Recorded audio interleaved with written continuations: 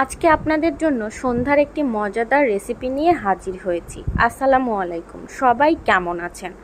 আজকের রেসিপিটি বানানোর জন্য নিয়েছি মুরগির মাংস, কাঁচামরিচ, পেঁয়াজ, রসুন, আদা এবং টমেটো। এগুলোকে ভালো করে ব্লেন্ড করে নিতে হবে। ব্লেন্ড করার সময় এগুলোতে আমার একটু পানি বেশি হয়ে যাওয়াতে আমি কড়াইয়ের মধ্যে এটাকে দিয়ে পানিটাকে টানিয়ে নিয়েছি এবং মাংসগুলোকে ঝুরঝুরে করে নিয়েছি। এইদিকে কড়াইয়ের মধ্যে আমি 2টা ডিম ভেঙে দিয়েছি এবং ঝুরঝুরে করে নেওয়ার জন্য তাতে কিছু কাঁচামরিচ কেটে দিয়েছি।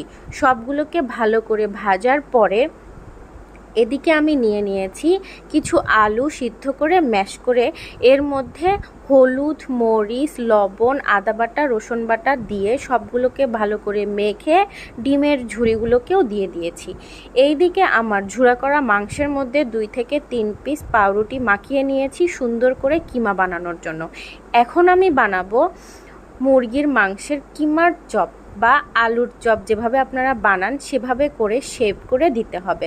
ভেতরে আপনারা যেরকম ডিম দেন আমি তার পরিবর্তে দিয়ে দিয়েছি মাংসের কিমাটা।